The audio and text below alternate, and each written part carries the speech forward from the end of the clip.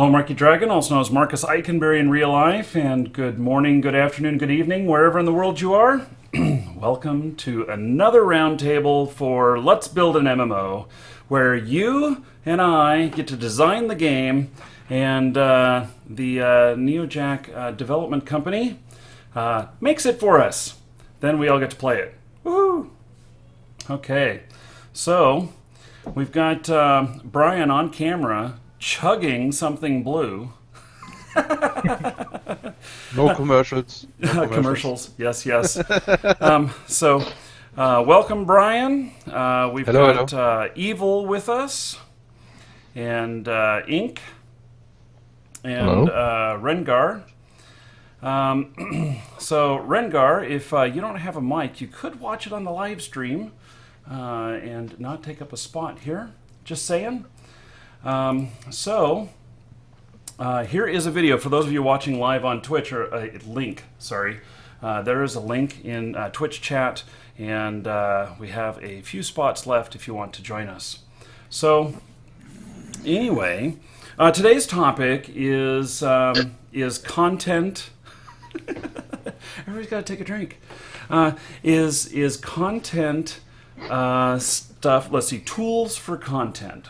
And what I mean by that is, how can we make a better gaming experience by making connections with Facebook, Twitter, or even how about Twitch, giving streamers some tools that make watching a lot more interesting? And how about if there's anything we can do for YouTube, for people who post the gameplay videos? I'll be doing both of those. Fan sites, and so there are, I imagine, going to be several fan sites that pop up once the game becomes public and it becomes, a big announcement, which is coming up August 12th. And then also applications, whether that is applications as in a desktop application that you're running on your machine, or something like an iPhone app or an Android app, something like that. So we think about really some of the ideas might be that we have an iPhone app that connects up, and our homes are vulnerable sometimes in some way, let's just say.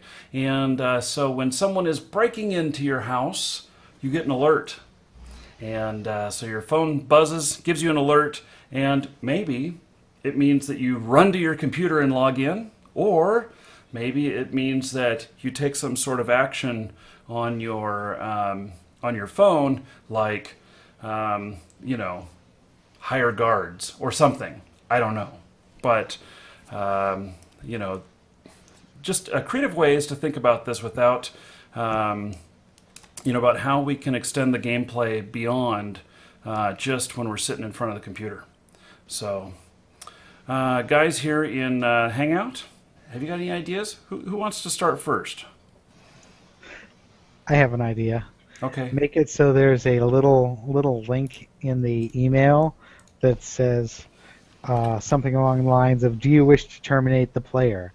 And you press the button, and whatever actions you've set up previous, your like the traps will go off, or your imps will summon orcs, or they'll call guards or something like that. Make it so that there's a basically you can set up a chain of actions ahead of time that only you know about, that will happen when you press this button. That might be something. I'm not sure I want to get woke up by this. Something Well, then going have off it on my set to phone. auto. Right, but if I'm working and my phone starts buzzing, and I care about what's going on in game, I'm probably going to jump on that. Because that way you don't have to actually log on and disrupt your life. You can just, you've taken the time ahead of time to set up, this is what's going to happen. And if the players manage to avoid it, well, good for them. If they don't, well, you're going to come home to loot. Yeah, well, and to take it a step further, what if we could attach something like that, like your game client? You could leave it running on on your computer, and if you get an alert on your phone and you say something like, yes, defend my house or whatever, and it's connected up to Twitch or something like that, and it could start broadcasting live what happens to the other player.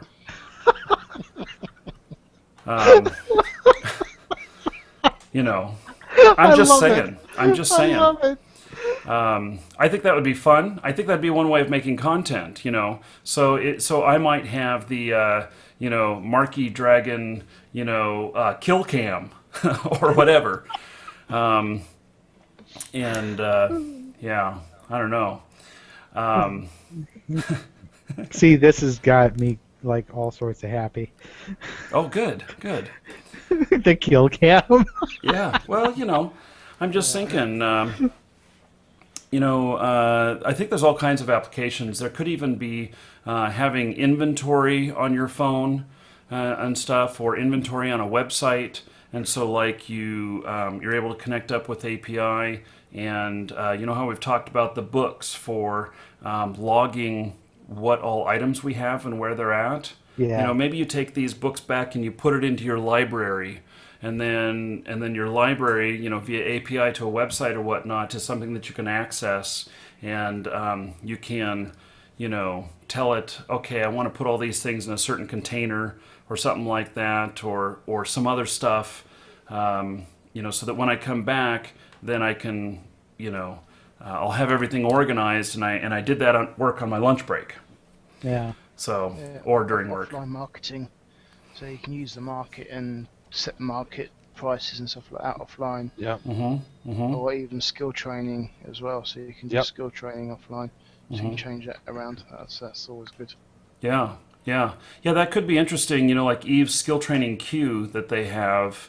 It does a couple of things. It doesn't let you just fire and forget. It actually makes you pay attention to it a bit. But it allows you to stack stuff up as well. And it'd be really nice to have something like that just in a web page. So I don't have time to log in, but I don't want to miss any skill training time. Then I could just do it, via, a website, a fan site or something like that. Or I don't know how much control we give to fan sites for stuff, but I don't think you should give them very much control over. I don't think they should have that sort of access because their security level is much lower. I think setting it up so that it's the developer's site or the game site itself is fine. Like Eve has, like EveGate, where you can kind of do some stuff on EveGate, but not very much at this point because they added in the concept after the game was built. Right. Substantially after the game was built. So since we're doing it from up front, we can just say, well, you can access a website from anywhere in the world practically. Right. Have the device have a cert on it or something like that. So maybe it just gives data and gives us information, but wouldn't necessarily be used to have any control. Well, I think limited control, like adding stuff to skill queues, or saying yes to like go kill the players with our traps, stuff like that. Actual removal of like giving gold to people and stuff like that should be tied to specific, either specific computers or specific devices via some sort of security system.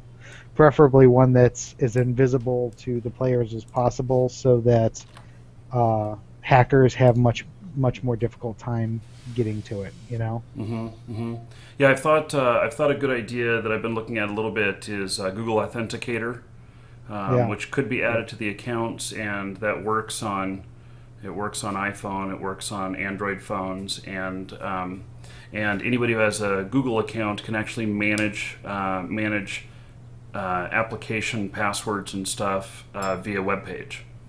So it looks pretty interesting, and they have free open source stuff for managing that.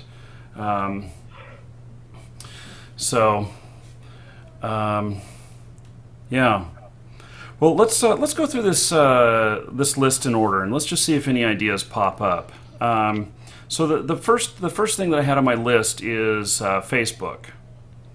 Is there any way that we want the game to interact with Facebook? Is there any value in that? I mean, for somehow it's a bit advertisement for the game. Mm-hmm. If you think about it. I mean, I know a lot of players that have more than 500 or 700 friends on Facebook, so it would be advertisement on one way. Mm-hmm. Mm-hmm.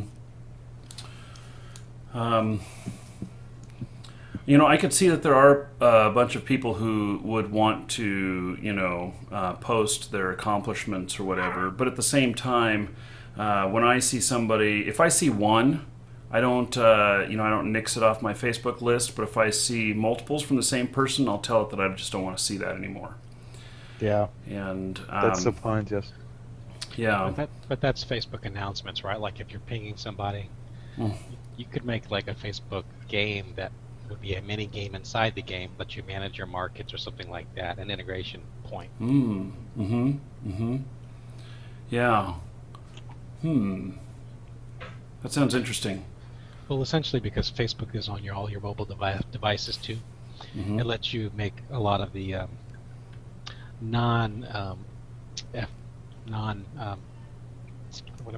FPS type intensive games accessible on your mobile device. So you want to sell something that you harvested last night, but you can't play right now because you're at work. You could still log in and sell that stuff out of your inventory or whatever. Yeah, that would be interesting. What other things can we do with Facebook?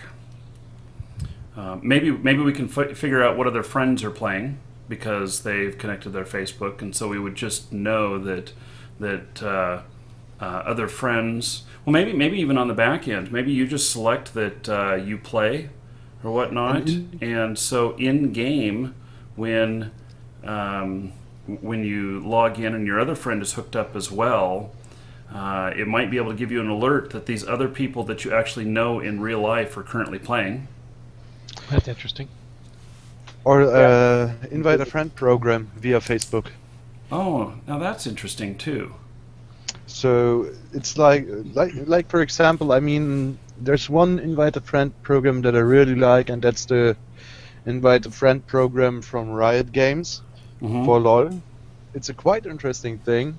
It's working very properly. For example, if you invite 5 people, you get this and this item and this amount of Riot points, and if you invite that much people, you will get some free heroes and stuff like that. It's a quite interesting system, and it's possible to use that also via Facebook. I mean, I know that from other different game companies, they did it also with Facebook.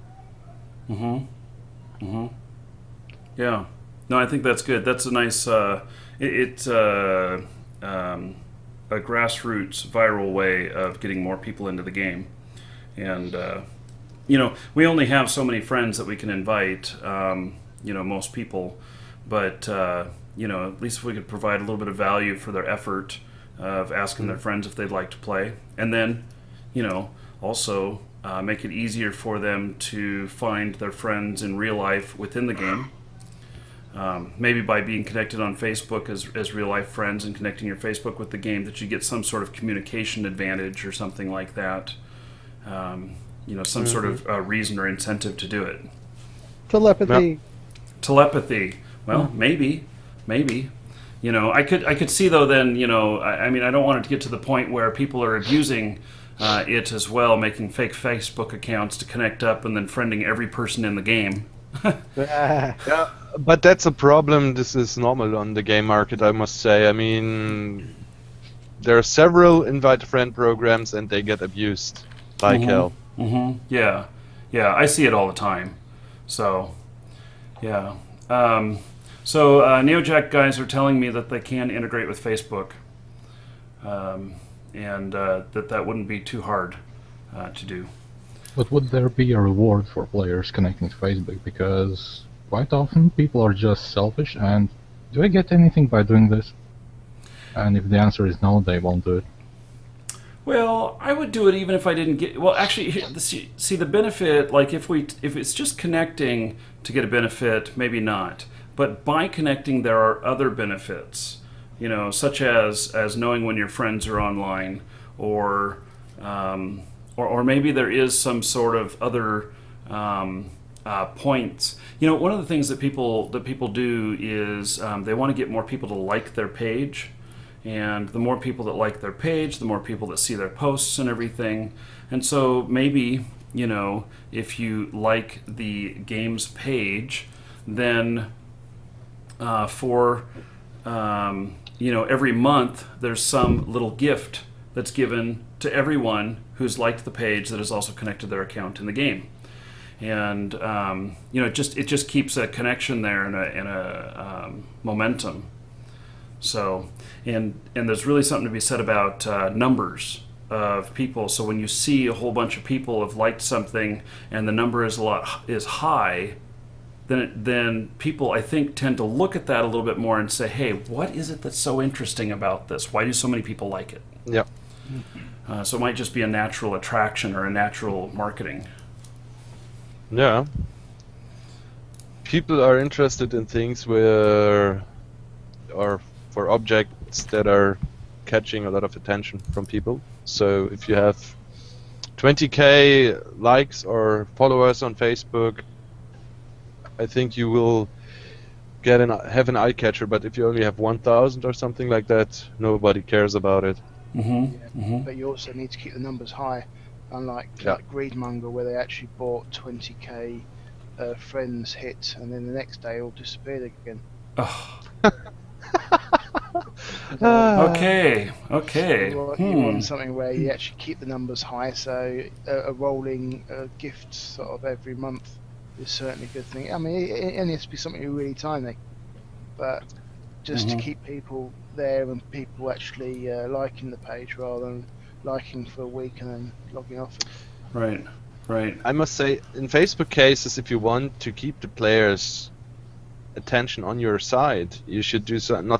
You should not do giveaways, and you should not feed the community, because if you start to feed the community too often, they will get disappointed by that if you're doing that several times. So I think it's important, if you connect to Facebook, you need to bring in content, you need to talk with the community, you need to work with the community together, you need to discuss with them, you need to bring a lot of ideas inside of, or a lot of input to Facebook, not only giveaways or stuff like that. Yeah. Let me ask a question here. Is this, when you say integrating with Facebook, you're talking about, I go to my web browser, I go to facebook.com, and I can do something in there related to the game. That's basically what you're Possibly, talking about. yes. Yes. For your account. See, what I would be more interested in is going into the game, clicking on my in-game browser, and interacting with Facebook there. Oh, no, that's interesting too. I don't know if They have that. we've even broached the subject of an in-game browser. No. They have that Neve. Yeah. And this is what I'd want to do. If that was possible, I'd want to take the gear that I don't need anymore and give it to my friends on Facebook. So it's just like drop it in that window, and it says the first one of my friends that grabs this can use it, kind of a thing, you know? Mm-hmm. Then your friend shows up at your house, walks out with half your furniture. Yeah, but that idea is That's also what you get for great. belonging to the evil overlord group. Yeah. See, but my furniture has built-in traps. Don't So, sit on the furniture. Welcome to the snuggery. But you know what? I wouldn't make that. I don't know that I would necessarily say that that's a Facebook thing. That's more like an API for web interconnectivity. That's a tree lawn thing. Yeah. Yeah. We need to have the option of carrying our furniture out Well- to the tree lawn to be given away. So yeah, that's just we're just talking about if there's any value there, and if there is, then great. Anyway, let's see. How about I can't envision anything, but what about like Twitter? Is there any use? Can you attach things in Twitter? You can attach photos, screenshots, videos, as well, yeah. can you? Yeah. I mean, Facebook pages need to be kept up to date, and as well as Twitter. So as long as a story sort of hits the streams every sort of few days or at least once a week, then that keeps people interested. People keep going back to the page. If you sort of set up the page and people are just there and nothing really goes through that page and doesn't get updated very often, then people tend to sort of ignore it. But if you sort of updated with stories or events or just updates to the game that people can comment on, at least then people keep going back to the page and keep sort of commenting on it and keep reading up on it. It's always sort of you lose interest in the game if things that you use often, like Facebook, the page gets stagnant. Let me. Yeah, I agree on that. And what about if doing stuff or having a connection on Facebook and Twitter, will that break the immersion into the game? Will that break the fantasy of it? Break the fun?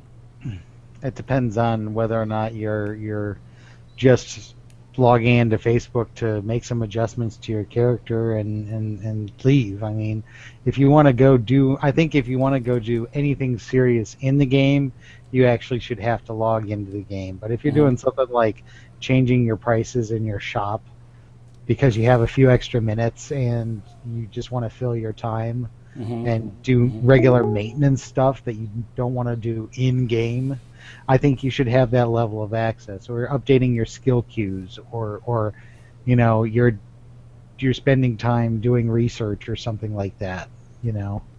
Yeah. But I don't think it ruins the immersion. I think it adds to the game world having that sort of access, because that's something that EVE is totally lacking. Like, as far as I know, on EveGate you cannot update your skills or do anything serious. You can like email people and check your email and set up your calendar. That's about it. You know, and having a convenient access, because if I'm like sitting someplace and I have nothing to do, I'm not a big like browse on my phone sort of guy for like web pages, but knowing that I can go in and make some adjustments to you know, my market orders would be really, really convenient.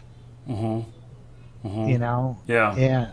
Or doing research or whatever, too. Yeah. I think is a matter of convenience. It's more of a matter of convenience doing this stuff than a matter of breaking the immersion, because when you're in the game should be keeping your attention regardless. Okay. And if it's not, that's a serious problem. But having this stuff as add-on, especially if it's a convenience thing for doing, you know, stuff that most people don't actually want to do in game. Yeah. You know, I don't want to be sitting doing market orders in game when I can be, you know, doing something fun, like going out and killing players. Now, can fan sites could provide this as well, and not just through Facebook. So I think there are other opportunities for other communities to form. As far as forming communities, I don't have an issue with that at all, but I think for in-game, doing anything serious where it could affect your money or your skills or anything like that should be restricted somehow. And I know Facebook has okay security. If the developers want to, you know, not have this hosted on their website but have it through a Facebook app, you know, my concern would be the security of the account. You know. Yeah, and that's very important. So it'd be pretty disastrous if something happened. So. And this also saves the developers time, because then they don't have to go back and give people back their stuff. Right. You know? Wow, that'd be a customer service nightmare. Yeah, and I know they have records of all this stuff on the give people server. Back their stuff for what? What would they have to give people back their stuff for? If the fan site were hacked. Yeah, and they break in. I'm saying limit the access to anything truly valuable on a person's account to certain devices. And if your account gets hacked and you have full access to all this stuff, the developers aren't going to screw you in this if you can show it's been hacked. They're going to, reset your items. And that's just a giant pain in the butt for the developers because I'm saying don't give people that level of access on a fan site or even necessarily on Facebook. Well, I mean, typically when you're creating, I don't say typically, but the kinds of APIs that I've seen have been read-only APIs where you can see what kind of gear a person has. Mm-hmm. You can see what kind of stats they have. There's a lot less risk on that. But it's not like you could do anything with the gear, Mm-hmm. Yeah, well, we were discussing, being able to access the account outside the of a desktop, and I just want to make sure that the security level is there, that this can't happen. I don't know the technicals of it. I'm just saying that for the sake of voicing the opinion, Mm-hmm. I agree. Security is a big thing. That's why it's like Facebook, having a Facebook game where the Facebook security is actually pretty good. If you can't really log into your Facebook account unless you're you, and so I wouldn't worry too much about that. But if you gave a generic API to any developer that says, hey, you know what, here's a great way for you to go change someone's stats or sell all their crap or delete their characters, then that would be it would be boneheaded to do something like that probably. Yeah. What about like the fan site for Eve, Summer Blink? They have some way where maybe they're just read only because you go in game and you deposit money with their corp or whatever, and then it shows up in your account on their website. Yeah, that's a read only because what they do is they do a poll against the character's bank account. That's an API that Eve exposes, and they just pull that data in. Okay, yeah. Because I think all this stuff should only just literally be linked to, say, MAC addresses. So you register your device that you're using, and that gets linked to your account. You can only do certain things on that account, and in game you can link external services like paying for your land that you're renting, paying for the market or using the market. So you can only do those sort of things, and that can only be between those devices and that single account.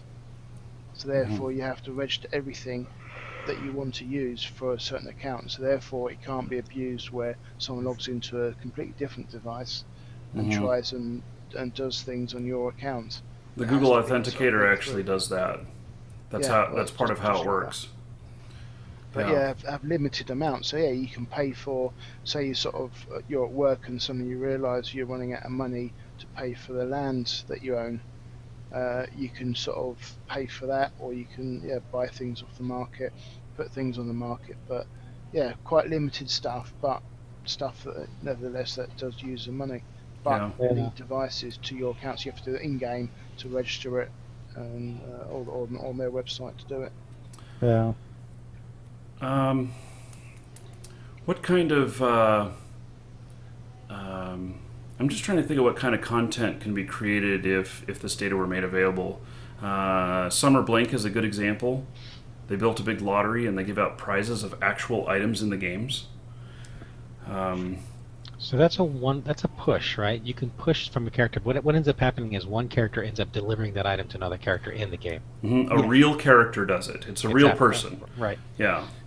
Yeah. So they receive the information. It's not like they give some command from their website and it's delivered. It's that they have the data there and then they say, oh hey, you who are playing helping us, please go deliver this. Yeah, that's a limitation actually, and that would kind of curtail what a lot of content providers would be able to do. Well, also in Eve, you kind of have to do that. You have to go into a game and create a contract for it. I mean, this is something that was developed completely outside of Eve, so they don't have any direct link where they could, go in and do that. Now I know that they're working on the Crest system with Eve, which it will allow a lot more access to third-party developers. But I don't know. It's a risky, I don't know the technicals. It's a risky area, but there's a lot of benefit as well if it can be done well. So, how about content creation? How about stuff like, people who make the funny videos using the in-game characters, creating a story or gameplay or other stuff like that. People like me who like to record gameplay. What about ideas for content on that, or tools? Whatever security system they put in place, make it Fraps friendly. Mm-hmm. Or if you want to do like videos like they do with like the Half-Life engine, take and make it so there's an offline video version where you can just take the content that's available in the game and make movies with it. Mm-hmm. I mean, those kinds of things you're talking about, videos you're putting up on YouTube or Twitch TV or something like that, that's all external to the game. It is. It is. Mm-hmm. So to me, it's like, what could they do? Should they even be thinking along those lines of how could they help people do things external to the game? Well, I think it provides a lot of entertainment for a lot of people, and just in my experience with covering a lot of games is that a lot of people who have never seen the game before, end up on my videos or on my live stream, and they're watching it for a few minutes, and they're like, hey, this looks fun, I might want to try it. And Yeah, the I do lifeblood that of the too. game will be to keep getting new players forever. Right. If that stops, the game dies. Go But ahead. I'm just like I'm going back to, I mean, you're looking at Facebook integration as if you go into a web browser outside of the game and go into Facebook. What happens if you can include these content type sources, streaming, and stuff inside the game rather than outside the game? Mm-hmm. So like a connection to your Twitch account that you can say, ooh, this is a really good fight, hit my broadcast button while in game, and it just fires it up and starts doing it? Or recording? I guess I don't know what the monetization is behind the streaming videos and all that, so I would prefer to say something like, if somebody has got something that they want to show that's entertaining, why can't I just follow them in game, like a spectator mode or something like that? Oh, like a voyeurism. And maybe if they're video streaming like Face or something like that, that can be encoded along with it, and I have a little window that shows me the face and stuff. So it's almost like the game is the broadcasting tool. Well, that's what I'm thinking, is because look, otherwise everyone else is making the money that the game developers could be making. But now if I'm playing the game, I don't want to have any ads popping up in the game, and that's how streamers and YouTubers make their money. Well, you know what? But that raises the kind of the conversation and how I wanted to kind of address it, is that there needs to be a microtransaction system for content providers, so that people can pay, they get entertained inside the game. Oh, so like I could broadcast my dying over and over and over again, which is what typically happens in the games that I play, and I could say earn gold in the game for entertaining them. Yeah, but let's take a little bit. Maybe that wouldn't be a good example, but another example might be somebody's ran a really difficult dungeon and they wrote a tutorial and they did a video tutorial on it, so they can package that and sell it for a certain amount, and when you buy it, you can watch it in game. But if every dungeon is different every time you go in, Well, it's not a good example, maybe, but you understand Yeah. what I'm saying. Is that there's Yeah. tutorials. A lot of the kind of videos you watch on Oh, no, that's an YouTube or interesting tutorials. idea. That's a very interesting idea. A lot of the game companies allow for their stuff to be broadcast on YouTube or Twitch, but they don't allow it to be charged for. They allow the ad revenue, but they don't allow it to be blocked off from access to the public, and they have to pay something to see it. But if there were people in game and they had some sort of method for recording stuff in game, so you could get these how-to videos, and then maybe there could be some system where we, have, I pay a gold to see this how-to video because I'm stuck and I need some help, and then the person who made the video gets the 1 gold and is, earning off of their efforts. Absolutely, and they can be community rated so that you're getting a good product, and they could be, and you could follow and subscribe to them and see what future things they Wow. have. Same thing as like you would do with YouTube, only it's inside the game. You could have video libraries as well as book libraries for skills. I'll tell you the Yeah, well, advantage like of that. The videos. advantage of that is that you can control how you interact with it so that it doesn't break immersion so much. Because I'll tell you what ends up happening right now. I'm playing a Guild War, or Guild Wars 2. I'm stuck in a spot. I Alt-Tab out of that game, go to my web browser, try to find out more information about it, Alt-Tab back into the game. That's what I do. It breaks me totally out of the game, and there's no reason for that. You could make it so that the video streamer actually looks like a medieval video streamer, and you could get content that looks sort of like the game content. It's just created by the people, the community itself. Yeah, I could totally see making a bunch of content and everything, and then we would distribute it to other players via a book or something like that. And so you buy my book, and then as I add more things to it, maybe those automatically are updated in the book. But you buy the book from me in the first place. And maybe that's how you get paid. Maybe there is no, change in. And the book contains a video element. You open up the book, and maybe it contains a written guide, or Very maybe cool. it contains, a how-to video. Maybe a dream spell.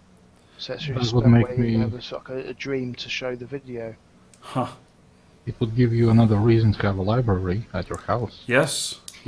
So that's one thing about the skills is that I keep thinking about this. That we talk about having a library at home and that you're going to be able to study offline and everything.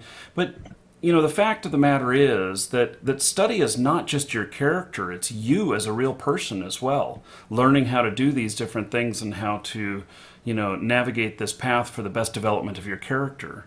And so maybe those aren't necessarily separated. Anyway, I just I like the idea. I'm not sure about some things like bandwidth and everything. That could be a really big issue.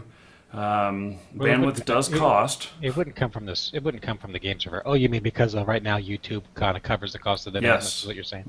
Mm-hmm. Yeah. You know what? I bet you that they would be willing to actually work with them because there are APIs that you could use and actually host it on YouTube and still show it in game. No, that's interesting too.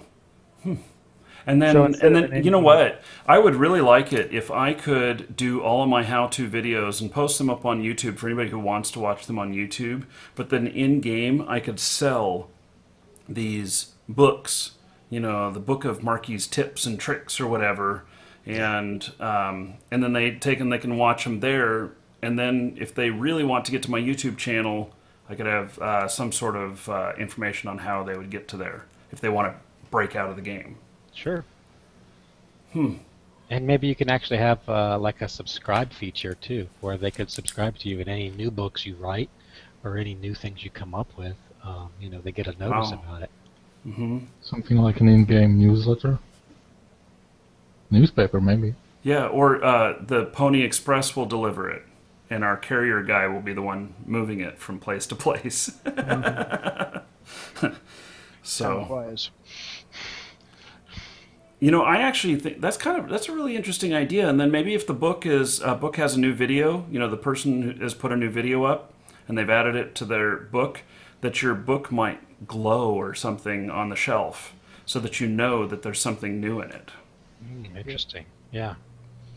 So in other words, the book isn't like a copy that's static. It can change over time. Right. I think As long as you can't delete stuff out of it after I buy it. Now that's interesting too. Well, I suppose if the video went down on YouTube, that would cause a problem. But I think that all could be worked out, and to make sure that there's value in that for people and stuff. And I would be interested in that. I've never heard of anything like this before, so this is a completely new concept.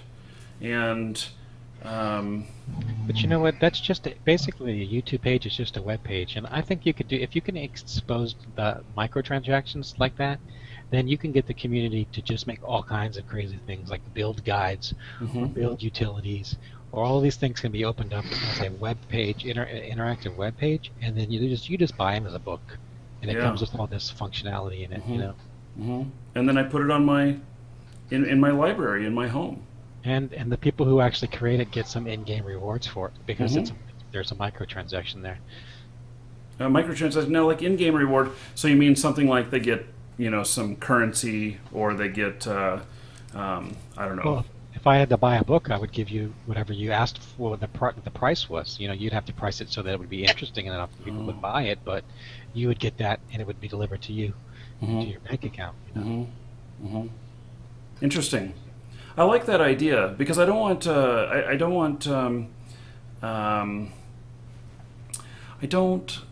want to break immersion or fun if we can help it, but also I'm a big proponent of creating content, how-to guides and stuff like that, and that kind of the idea that you've given us here kind of has the best of both. Yeah. So, yeah. Well, I wonder if that can be done. But that's not our decision. That's for us to say we want this, and them to figure it out. So, because I think anything is possible. Yeah, and I think you could probably do streaming too if you're interested in doing streaming. But I would think if you're in game, then it would be better to do something like a spectator mode, where you can actually see the screen of the person instead of your own screen. Yeah. And maybe even enable you to like hit the C button to on your screen, bring up their character so you can see what their gear and stuff is. That's whenever I'm watching videos of people like when I'm watching you like you want play, more detailed information. Yeah, about when I'm watching you play, Marky, like yesterday you were playing Dragon's Prophet. I hit that. I was trying to click on stuff to figure out what click the on the skills paper and doll. stuff were. What is his skills? And it doesn't do. Obviously, it doesn't work because it's just a video. It just pauses the video. But if you could do that in game, more like it was a spectator mode, and I could still see, I could get all the read access.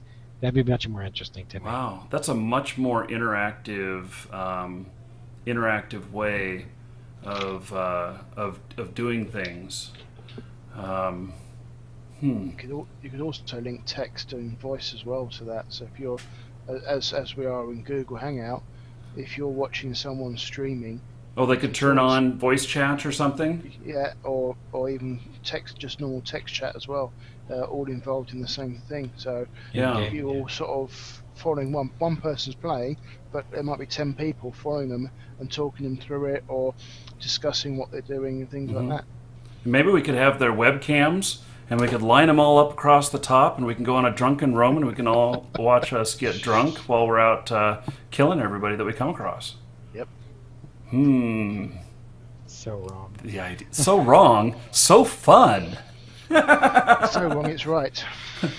Oh, goodness.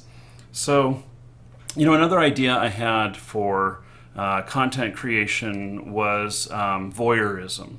And I'm not talking like the kinky way or anything. I'm really talking about like if we're able to get our personal dungeons, like Evil has described, and I'm able to build this dungeon and everything, and I've gotten it to a certain point that maybe I could hook up my client to automatically, whenever someone enters my dungeon, that it follows them and just watches what they're doing, so that maybe I broadcast that up to Twitch for everybody to see.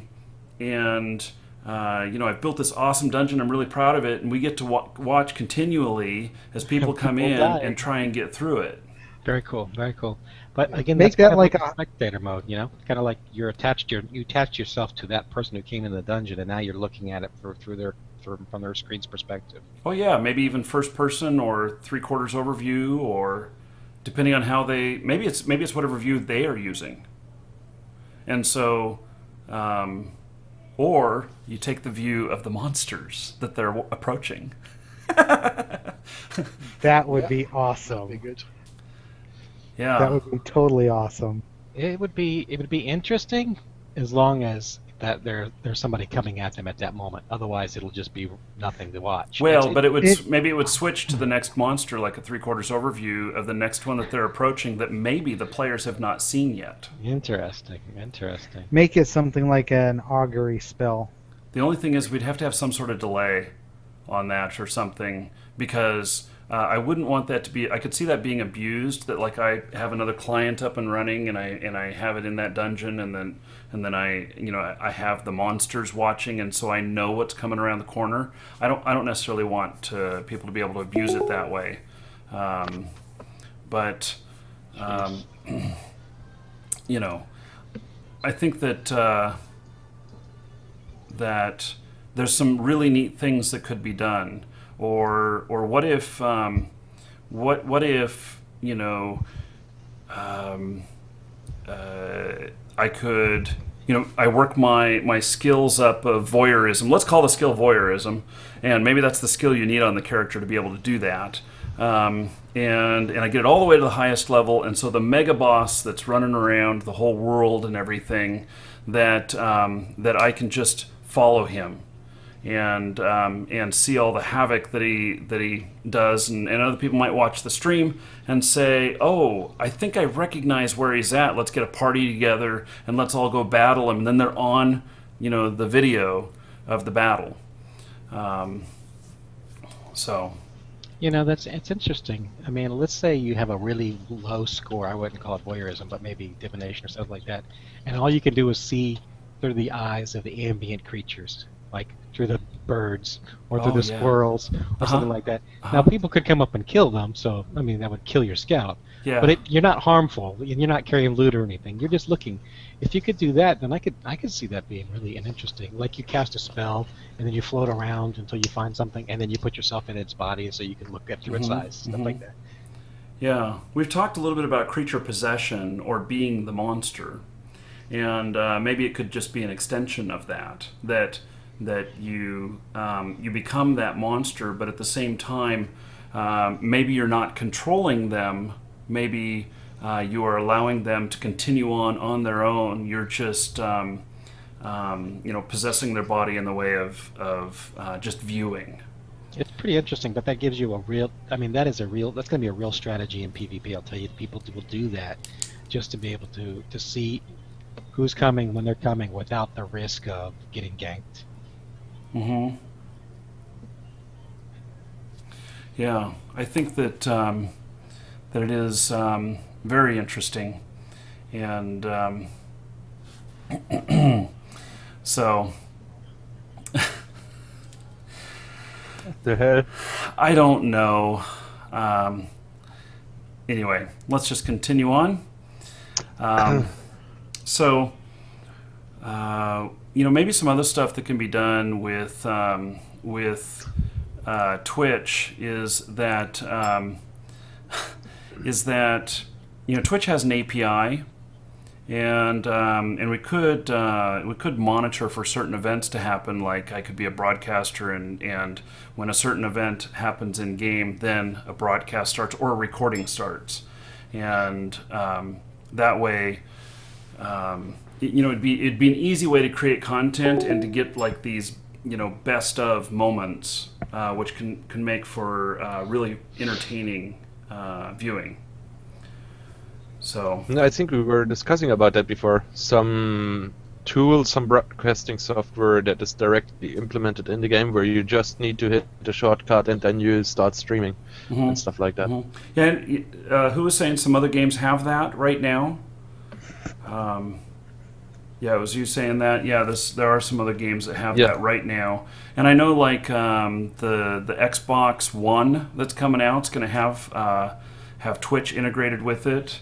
And really? Okay, and this game is slated to work on consoles, so maybe you could just dedicate a console to working on that kind of stuff.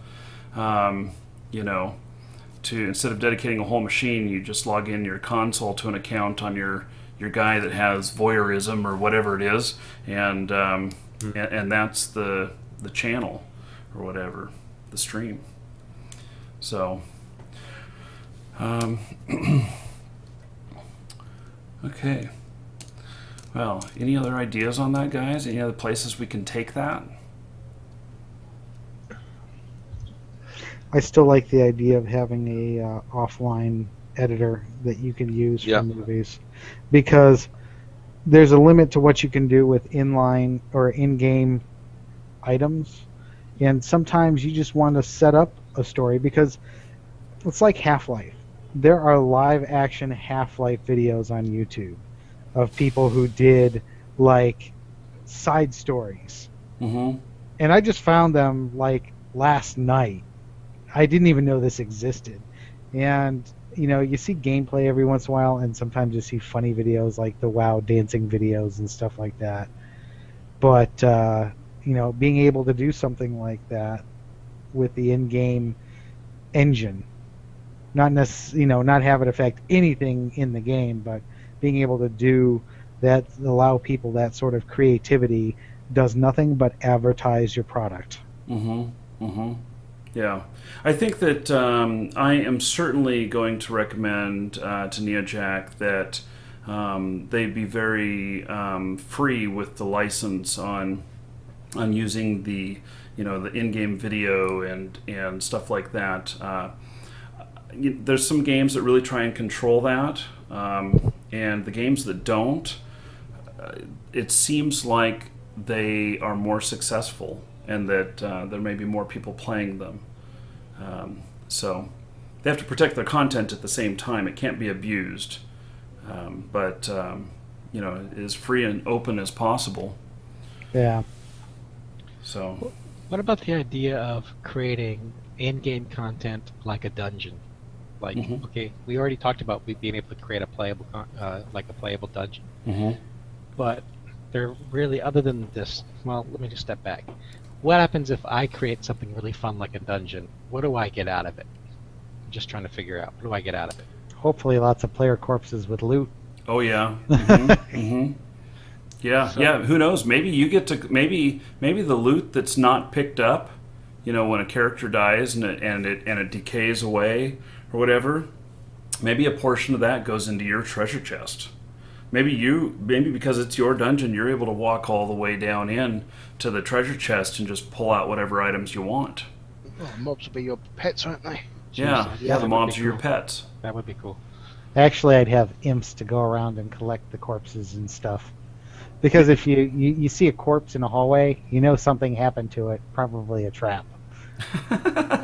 You got to clean up your mess. Or if Ink Plus, has you gotta anything to feed say yours. about it, he's going to want to decorate his walls with all the corpses. That too. Let me ask you, we were talking about this yesterday, where we're having like stargates where you have runes or symbols, you lock them in chevrons, and you can go to different places, right? Mm-hmm. And we also talked about there being like some kind of a resource cost, like you have to put power stones or something like that. What happens if I build a dungeon and then I want to associate it with an address on the Stargate? Oh. That would be awesome. Okay, so then, in theory, all that you would need to do that is to be able to build a gate at your dungeon entrance. Yes. Or a side door. And let's say I do that, and what I want to get out of it is I want some of those resources that they have to pay to get to my place. I want to have those. Oh, could you maybe charge like 10% of the loot they acquire? Or Your idea is to have them come directly into your dungeon, so your imps don't have to travel around to like collect the corpses. Or you can have a direct way into your dungeon from, say, the castle. Because while we discussed the possibility of, we discussed long distance travel, maybe you don't need to go, maybe a gate doesn't have to go, halfway across the continent. Maybe it can go just simply from the castle above the dungeon down to the dungeon. Mm-hmm. Yeah. Mm-hmm. That way you have a lockable gate that, unless you know the address of the castle, you can't get up to the castle. If you don't know the address to the dungeon, you can't get down to the dungeon. Mm-hmm. I have NeoJack sent me a message about broadcasting, and if they were to put something like that in game to where we could have this voyeurism, and they're indicating that it would only be from stuff that you own. Like if you were to make a dungeon, that it would only be from the dungeon, so that you couldn't go and do it from other people's spots and get that competitive advantage that I was talking about, worrying about other people Gotcha. knowing what was around the corner. Sure. So What happens if I said, "Hey, I don't mind if you spy on me, and people can spectate on me if they want"? and maybe that's yeah. So and maybe if you're broadcasting in game like we talked about, that somebody else can just have Twitch attached to your to their client, watching and broadcasting whatever it is you're doing, not even with your permission or without. As long as as long as I say it's cool by me, Maybe everybody by default is set that people can't voyeur them or whatnot, but then you can enable it if you want to, if you're an exhibitionist or whatever. So I mean, the idea behind the gateway and the dungeon was that I want people to pay to Entrance. play to pay to enter. And so you would get like a reputation or something like that for having a really awesome dungeon because your dungeon building skill is very high. And then they are going to pay to enter the dungeon. You're going to charge a fee. Absolutely, and you know what? I think this is what I think should happen. I think that if the dungeon is really good, and the developer has to be able to figure out whether or not people are having fun in the dungeon or not. Okay, there has to be some kind of a metric. But if it's really good, I think that the developers should start subsidizing the entry cost until the point where it becomes free content. Because what we really want is we want all of the best dungeons to be the things that people get into. Because that's the idea, is to get the highest quality stuff out to as most people as possible. I want the best play experience I can have. So if I'm going to go to a dungeon, I want to know which one is the appropriate one for me to go to, where I'm going to have a good time and have success. Have a rating system on the exit. So as you exit it, you have a little box that pops up, and you can rate it from 1 to 10. Or maybe there's a book out at the beginning where people can rate it and leave notes about their experience in the dungeon. And those notes will be trolls or insults. You think that way because that's what you're going to do. No. You guys are also missing one little problem here. What? If I build a dungeon, my goal is to make sure you don't get to exit. I know. That's what I'm thinking too. So Yeah, putting something at the end of the dungeon, being all like, "Here, leave me a rating," is completely useless to somebody like me who wants to make it so deadly that Maybe, but if you're getting paid because people really like your dungeon and want to play in it, you might adjust what the dungeon is to fit what the characters want. Actually, you know what? This can be done statistically. We're talking about computers here. And Absolutely. so it can be statistics on, how many people are visiting this dungeon, how many people, what amount of loot they're getting on average, what level or what amount of people are dying as opposed to making it all the way through. Some other stats so that you can make a determination on whether or not you think that you can go through it. And maybe it's not a thing of, maybe it's a thing of that the deeper your dungeon is, the higher the level the creatures are, or the more strong the creatures are. And so, you may know that, okay, I can get through the first 3 levels, but the 4th and 5th level, forget it. I'm just not strong enough. plus if if the concept of loot dropping when you die is enforced here, if they see somebody has a really high death rate dungeon, that also means that's where the best loot or the most loot is going to be. Maybe that's just all part of the mechanics, that the loot becomes better the higher the death percentage is. But let's just say all the loot goes into like a big treasure box at the end of the dungeon, and you can go in and take out 10% because you own the dungeon, but 90% of that loot, or everybody that died in that dungeon, is there for people to get if they complete the dungeon. I totally think that I would love to be paid in dead people's weapons and armor. Yeah, I think that would be great. Makes sense, at least. Totally It makes sense. Yeah. And so my dragon that's at the end is friendly to me because I am his master, and so I can walk in and say, I want to take 10% of the loot today, and he's like, how about it? Or he's not and I'm like, do a good job, kill more players for me today, thank you. Or Then what's to prevent people from running the dungeon but naked? Nothing. Well, then nothing. But they obviously are going to have a harder time. You know, they're going to obviously have a harder time surviving, and it's going to make great exhibitionism on my voyeur cam at my dragon. So Yeah. my naked avatar running through there.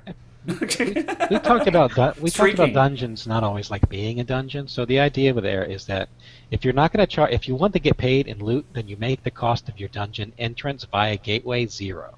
If you want to get paid for your content, but you're not really interested in killing a bunch of people, but you might have an interesting quest for them or something cool for them to do, then you make the cost of your gateway a certain amount, and you don't really worry about drops. Great idea. Great idea.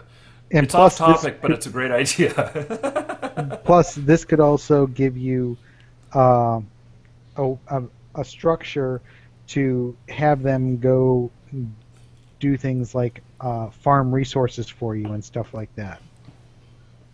Saying you're going to be sent over here,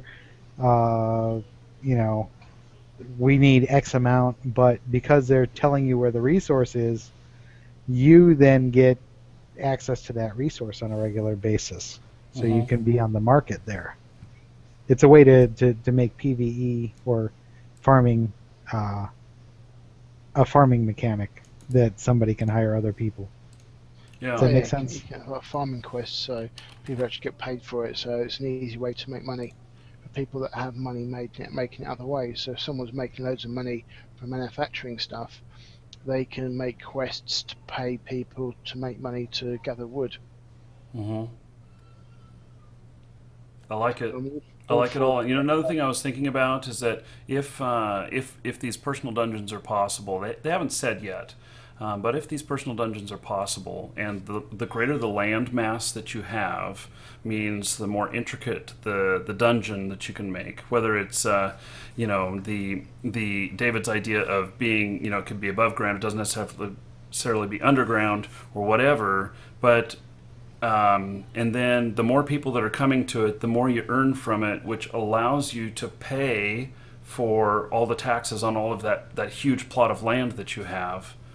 And, it creates good content, and it's like an engine that just keeps on going. Well, the idea is also taking the vast majority of the content creation out of the hands of the developers so they can focus on improving the game. Because if the players are creating content for other players, then that's a workload off of the developers, which I think they would agree they want. Yeah. So there's a benefit both ways. I mean, if you read their website, you can see that the engine that they built allows people to create NPCs and quests and locations and items and all things kind of like that custom. It's like a RPG engine almost. So it's like they already have the idea of focusing on building tools, and then let the community build the content. Yeah. They provide a world, and we play in it. Yeah. And then Facebook and stuff like that could have a weekly post of the top most earned from dungeons, or the top visited dungeons, or whatever. Integrate it all back in. So, okay. So we are pretty much out of time, and so that is it for today's show. But tomorrow, Thursday, same time, we're going to be doing this again, and the subject is going to be governance. And so this will be governance of towns, of guilds, other groups, and like alliances and sovereignty.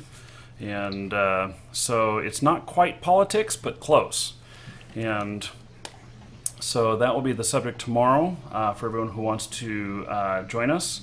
And then the following week is going to be pretty quiet again. It's going to be just one show on Thursday, and then Monday, August 12th, is when we kick things into high gear. There's going to be a lot of press about this. That show might be hard to get into on that Monday, because who knows how many people we're going to have here. And should be quite exciting. plus the name will be announced, all kinds of stuff.